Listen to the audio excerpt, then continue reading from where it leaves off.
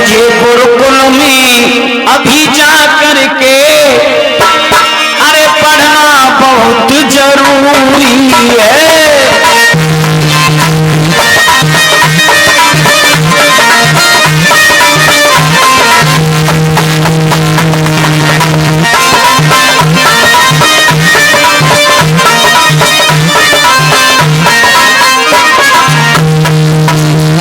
कितनी अच्छी बात कही। बोले नाना जी हम राजा तो बन जाते, लेकिन अभी हमारे जीवन में शिक्षा दीक्षा का कार्य संपन्न नहीं हुआ।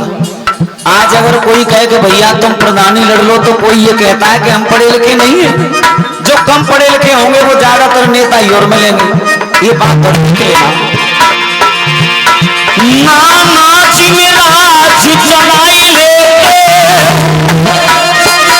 लेकिन मेरी मजबूरी है,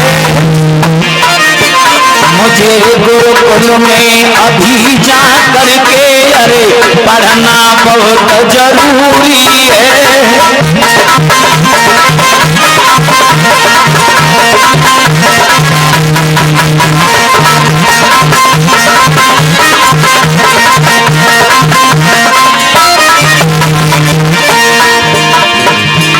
मंदिर जाए के तनु सुंदर हो, बिन दीपक शोभा न होती है। पेना भोग तनु बढ़िया हो, शिक्षा बिन शोभा न होती है।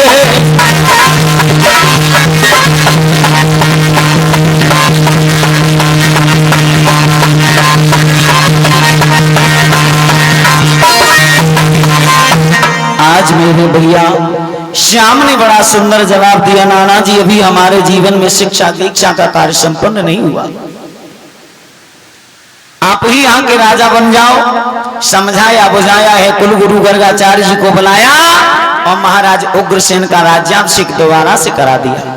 दोबारा से मथुरा के राज सिंहासन पर भगवान श्याम सुंदर ने उग्रसेन महाराज को विराजमान किया और उग्रसेन महाराज को राजा बना करके मेरे गोविंद अब शिक्षा दीक्षा पाने के लिए चले।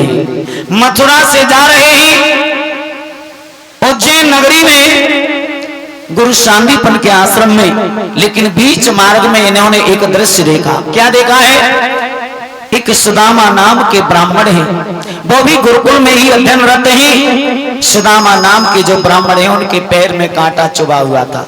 श्रोताओं, बेचारे पीड़ा से करा रहे थे। कृष्ण जब पास में पहुंचे तो दर्द सहन नहीं हुआ, कांटे को निकालने का प्रयास किया माताओं, लेकिन वो कांटा हाथ से निकालने में नहीं आया। जब हाथ से निकलने में नहीं आया तो मेरे गोविंद ने अपने मित्र को सुख पहुंचाने के लिए दांत से मित्र के पैर के कांटे को निकाला। ये मित्र की पहचान होती है। कहा है, अपनो दुख गिर रज कर जाना, मित्र का दुख रज मेरु समाना। ये मित्र की पहचान बताई जाती है। जो अपने पहाड़ जैसे दुख को मिट्टी के कण के समान समझे, और मित्र के मिट्टी के कण जैसे दुख को पहाड़ के समान समझे, वो मित्र है। अपने स्वार्थ के लिए मित्र को प्रयोग करे, मित्र को पैसे से बर्बाद करके छोड़ दे, वो मित्र मित्र नहीं, वो धोखेबाज दगाबाज है। श्रोता, जब अपने दांत के द्वारा भगवान श्याम सुंदर ने सुदामा के पैर के कांटे को निकाला तो सुदामा और कृष्ण की मित्रता वहीं से हुई है। सुदामा के साथ में भगवान कन्हैया गए गुरुकुल में। गुरु सांदीपन के सानिध्य में रह करके इन्होंने 120 दिन के कार्यकाल में 64 कलाओं के यानी 64 विद्याओं को ग्रहण किया। विद्या को पूर्ण करने के बाद जब श्याम सुंदर लौटने को आए तो गुरुजी से गुरुदक्षिणा मांगने को कहा। गुरु ने जवाब दिया, पुत्र, समुद्र ने हमारे पुत्र का हरण कर लिया है। अगर आप हमें गुरुदक्षिणा देना चाहते हो तो हमारे पुत्र को वापस ला करके हमें दे दो। वही मेरे भैया भगवान श्याम, अरे वो त्रिभुवन के स्वामी, उनसे बाहर क्या है? कुछ भी नहीं। जिसकी एक प्रकृति के किंचन मात्र सारे पर विश्व में महाप्रलय आ सकती है, उसके लिए ये कार्य दुर्लभ नहीं है। मेरे गोविंद गए, समुद्र से कहा हमारे गुरुपुत्र को वापस दीजिए हमें। गुरु के पुत्र को लाकर के गुरु को वापस दिया और जीवन में शिक्षा के कार्य को पूर्ण करके श्याम सुंदर वापस लौट करके आए हैं मथुरा नगरी में, जहां पर महाराज उग्रसेन अपने शासन को चला रहे हैं। वहीं मेरे कन्हैया महाराज उग्रसेन के मंत्री के पद पर राज्य की देख रेख करने लगे। श्याम सुंदर बलराव भैया दोनों भैया वहीं पर रह रहे हैं। श्रोताओं, सुखदेव स्वामी समझाते हैं राजन परीक्षित, धीरे धीरे समय आगे बढ़ा।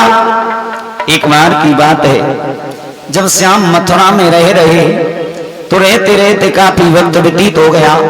श्याम सुंदर अपने शयन कक्ष में लेटे, अर्धरात्रि का वक्त है, श्याम को नींद नहीं आती।